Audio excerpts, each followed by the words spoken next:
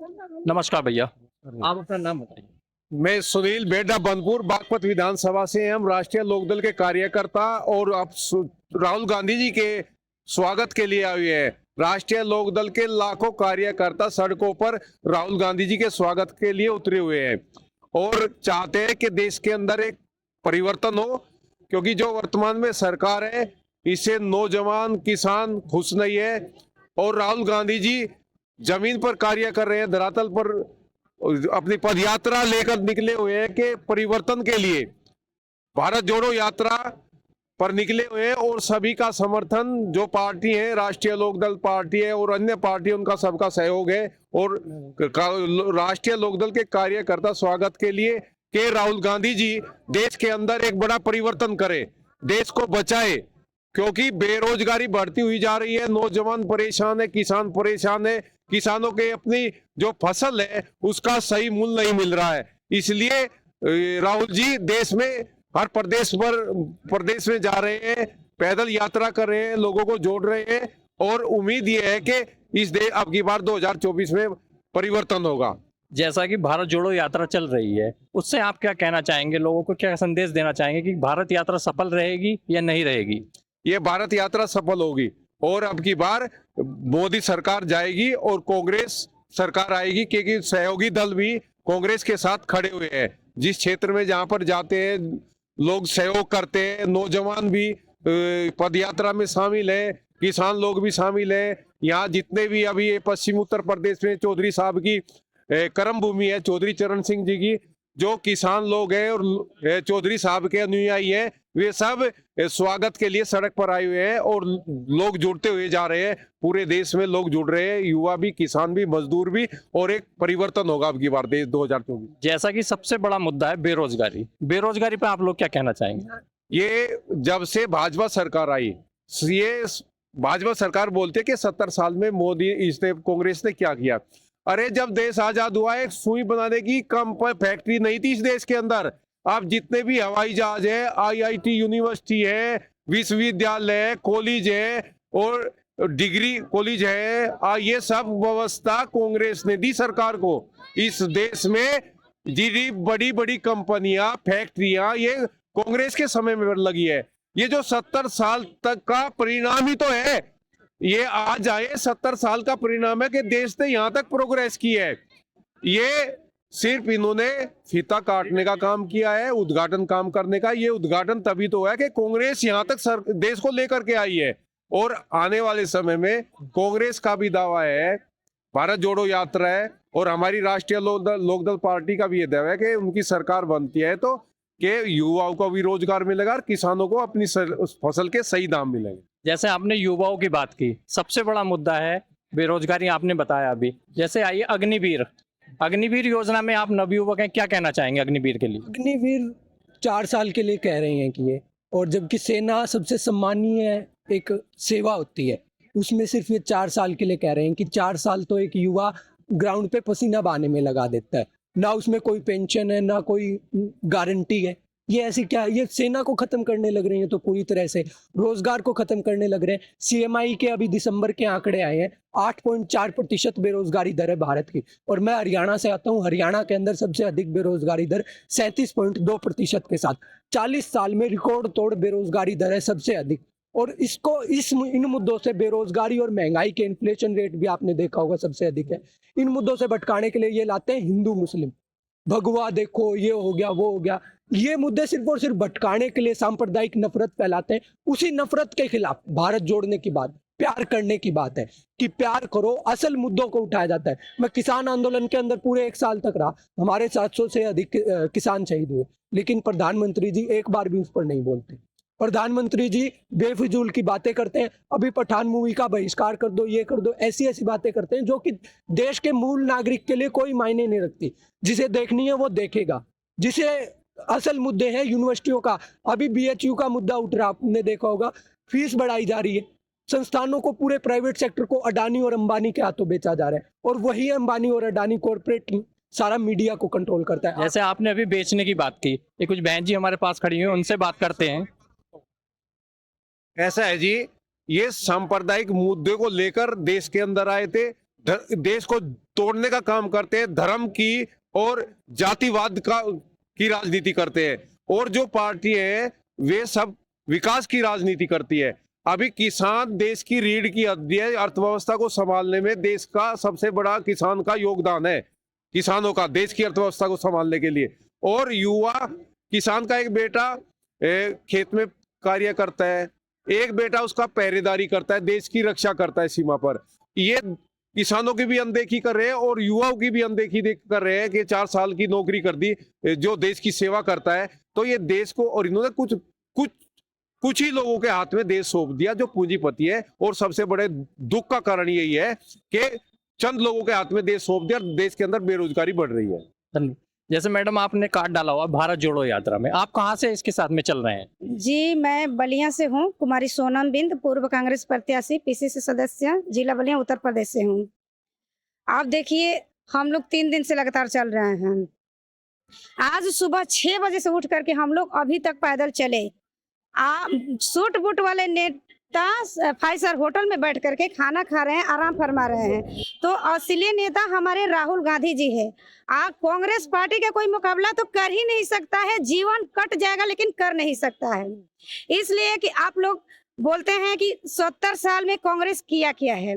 आप बताइए, आज तक जो भी हम लोग संस्था में पढ़ते हैं, कोई भी काम करते हैं, हवाई जहाज में उड़ते हैं, ट्रेन में चलते हैं, जो भी संस्था बनाई है हमारे कांग्रेस ने ही बनाई है, ना कि ये भाजपा बनाया है।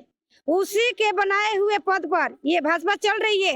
आज वो संस्था को बेचने का काम कर रही है। तो यह भारत की जनता बेचने नहीं देगी। जहाँ के ये मोदी जी है वहाँ का उठा करके हम लोग फेंक देंगे। आज बहुत जल्द फेंकने वाले भी हैं। तो 2024 में राहुल जी को आप प्रधानमंत्री देखना चाहते हैं? जी बिल्कुल। हम लोग राहुल जी के बिल्कुल प्रधानमंत्री देखना हम लोग चाहते हैं। और देश की जनता, युवा, व्यापारी, महिलाएं और किसान भाई, सबसे हमारे किसान त्रस्त है। किसान का वाजिब जो मूल्य है वो मूल्य मिल नहीं रहा है। तो आज हमारे किसान परेशान है। आज हमारे प्रधानमंत्री जी योजना चलाए और हमारे गरीब झोपड़ियों में महिलाओं का गैस सिलेंडर बांटे। प्रधानमंत्री ने तो अच्छी योजना चलाई, सिलेंडर बांटे, अच्छी योजना चलाए आपके नजर में, लेकिन वो सिलेंडर का क्या हो रहा है? आज हमारी महिलाएं ढक के रख रही हैं, बेच रही हैं। आज 1200 का हो गया। हमारे कांग्रेस की जब सरकारें थी तो 400 के सिलेंडर हुआ। यही भारतीय जनता पार्टी के लोगों ने लंगा नाच किए, लेकिन हमारी कांग्रेस पार्टी आज 1200 के हो गई है। आज मोदी जी लाखों रुपया के सूट पहन के बैठे हैं और हमारे जो तपस्या कर रहे हैं राहुल जी, आइए भारत जोड़ो यात्रा लेके चल रहे हैं। इससे संदेश गांव-गांव, जिले में गूंज गया है कि अब राहुल जी तपस्वी हो गए हैं। ये इंदिरा गांधी का पोता है। इंदिरा गांधी जी ने, जिनको गुड़िया कहा गया था, इनको पप्पू कहा गया था, लेकिन आज तपस्या करके लोगों को दिखाने का काम कर रहे हैं कि हम देश को टूटने नहीं देंगे। नफरत को छोड़ो और भारत का जोड़ो। हिंदू, मुस्लिम, सिख, ईसाई सभी भाई है। ये बाकी हमारी विरोधी सरकार। जैसे आपने अभी कपड़ों की बात की, राहुल जी की टी शर्ट पे काफी सवाल उठते रहे हैं कि राहुल जी इतनी ठंड में टी शर्ट ही पहन के क्यों चलते हैं, उसके बारे में आप क्या कहना चाहेंगे? राहुल जी ने हमारे टी शर्ट पहन के चल रहे हैं इसलिए कि वो तपस्या कर रहे हैं, तपस्वी लोग हैं। गांधी जी को आप लोगों ने सुने होंगे, हम लोग देखे तो नहीं है। एक लंगोटा पहन करके, एक छड़ी ले करके फिरंगियों को हटाने का काम किए। उसी तरह से राहुल जी ने टी शर्ट पहन करके उन्होंने ये जो जंगल कायम हो चुका है, ये जंगल राज को उखाड़ फेंकने के लिए ये तपस्या कर रहे हैं। ये भाईचारा को जोड़ने के लिए, भारत को बचाने के लिए जो लोग तोड़ने का काम कर रहे हैं। आज हमारे राहुल जी और साथ में बहन प्रियंका जी निकली है ये युवाओं को बल देने के लिए, रोजगार देने के लिए, महिलाओं का सुरक्षा देने के लिए, व्यापारियों को सुरक्षा देने के लिए, कहीं हमारे लोग सुरक्षित नहीं। जैसे महिलाएं हैं उनके बारे में आप क्या कहना चाहेंगे? आप कहाँ से आते हैं? जी, मेरा नाम मिर्जा खुर्शीद अहमद है। मैं देवरिया जनपद से आया हुआ हूँ। देखिए, यहाँ पे जो है मामला दो विचारधाराओं की लड़ाई है। मैं यहाँ किसी को ये साबित करने के लिए नहीं कौन गलत है कौन सही है। मैं इतना कह सकता हूँ कि जो जैसा बचपन में सीखता है वैसे ही आगे उस पर प्रभाव भी पड़ता है। मोदी जी जो कुछ कर रहे हैं वो अपने तरीके से कर रहे हैं। बचपन में जो उन्होंने किया होगा आज भी वही चीज़ कहते हैं ना कि कैरेक्टर में शामिल होता है। तो बहरहाल आप आज से समझ सकते हैं कि बनाने से ज़्यादा वो बेचने में विश्वास रखते हैं। तो जो भी चीज़ें हैं, संस्थाएं हैं जो कांग्रेस ने 70 सालों में इस देश को दिया था, समर्पित किया था, उसको धीरे धीरे अपने कुछ मित्रों द्वारा उसको ठीक है कह लीजिए, ये कह लीजिए कि बेच रहे हैं। और धीरे धीरे इससे नुकसान क्या हो रहा है कि आज बेरोजगारी हद से ज़्यादा बढ़ चुकी है। यहाँ तक कि 45 करोड़ से ज्यादा नौजवान जो है इसका आस भी छोड़ चुके हैं। आए दिन पेपर लीक हो जा रहा है और जिनको जो है ज्वाइनिंग लेटर मिला हुआ है, यकीन मानिए अब तक ज्वाइनिंग ये नहीं करा पाए हैं। तो इनका सिर्फ एक ही काम है कि धर्म के जब कोई बात जो है उठाने की बात होती है तो ये धर्म का चोला पहनाते हैं। इनका मुद्दा हिंदू मुसलमान का था वो भी धीरे धीरे जो है अब खत्म होता जा रहा है। मंदिर मस्जिद का था वो भी खत्म होता जा रहा है। और भारत और पाकिस्तान का मामला था वो भी खत्म होता जा रहा है। लेकिन ये मुद्दा कब चालू करेंगे? जब इलेक्शन नजदीक आएगा 2024 का। तो 6 महीने पहले यही मीडिया के द्वारा सबके दिमाग को उठा करके बॉर्डर पर पहुंचा देंगे और यही होगा। जैसे मोदी जी कहते हैं कि हमने डिफेंस को काफी मजबूत किया है, उनके लिए बहुत कुछ किया है, आर्मी के लिए बहुत कुछ किया है, एयरफोर्स के लिए बहुत कुछ किया है, तो उसके बारे में आप क्या कहना चाहेंगे? देखिए, मोदी जी ने यदि कुछ किया ही होता ना तो आज देश का जो गरीब और आम इंसान है, अरे मजबूत तो जवानों के लिए उस लाल बहादुर शास्त्री ने किया था, उस देश के लाल ने किया था, जिस लाल ने नारा दिया था जय जवान जय किसान। और वो जानते थे कि जिस देश का किसान मजबूत होगा और जिस देश का बॉर्डर पे खड़ा जवान मजबूत होगा तब देश मजबूत होगा। अरे इन्होंने तो केवल और केवल शोषण किया है। आज किसानों के कर्जा माफी के लिए इनके पास बजट नहीं है। अडानी अंबानी जैसे उद्योगपतियों के लिए लाखों अरबों के बजट को माफ करने के लिए इनके पास पैसा है। और देखिए, सुनिए मेरे भाई, इनका तो केवल एक ही उद्देश्य है, एक ने तो करके छोड़ दी है और एक के है नहीं।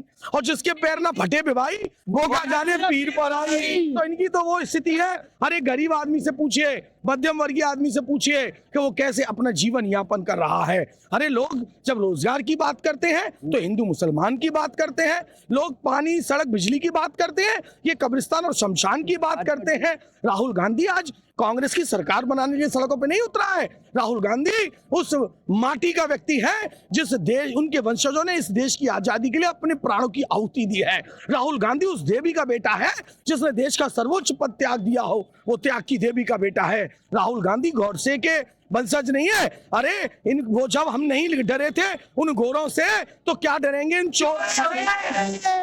ये वो चोर हैं जिन्होंने देश को बेचने का काम किया है। अरे जो बाप अपना घर बनाता है ना वो जानता है कैसे उसने उस नींव की एक एक ईंट को सज के रखा है। इस बने बनाए घर को तोड़ने का काम ये भारतीय जनता पार्टी कर रही है। और इसलिए राहुल गांधी अपने परिवार के इस घर को बचाने के लिए 56 इंच का असली सेना लिखी है। बताइए, मीडिया जो है आज देश का लोकतंत्र का चौथा स्तंभ है, भाजपा के एजेंट मत बनिए। बताइए, अगला शेर है बब्बर शेर जो सड़क पर घूम रहा है और अकेली हाफ टी शर्ट में इस भयंकर ठंड में। आइए मोदी जी, कदम से कदम मिलाइए राहुल गांधी के। देश को जोड़ने की बात ही तो कर रहे हैं। आप एक दिन चल के दिखा दीजिए, मान लेंगे, आपको सलूट करेंगे। अगर मोदी जी भारत जोड़ो यात्रा में आते हैं तो आप उनका स्वागत करते हैं? जोरदारी से। राहुल गांधी जी ने तो वो तो कह रहे हैं भारत जोड़ो नफरत छोड़ो। वो प्यार बांटते हैं, ये नफरत फैलाते हैं। वो जहर फैलाने का काम कर रहे हैं, राहुल गांधी इस जहर को मिटाने का काम कर रहे हैं। इसलिए इस यात्रा की आवश्यकता है। और इन्होंने न जवान के लिए किया मेरे भाई, न किसान के लिए, न आपके लिए।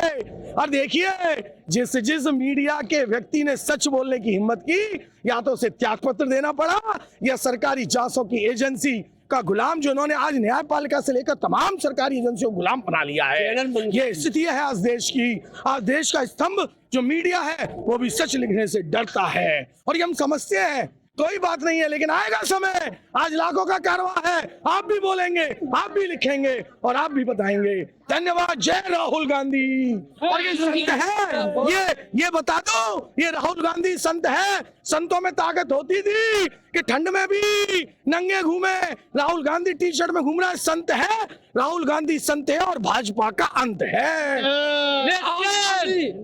और देखिए, इन्होंने तो गौ गोविंद और गंगा को भी नहीं बख्शा। झूठ बोलने में उनके नाम पर कमाई खा रहे हैं। तो हम तो इंसान है, हमें तो क्या बख्शेंगे। ये नंबर 1 के झूठे हैं, इनका अंत सुनिश्चित है।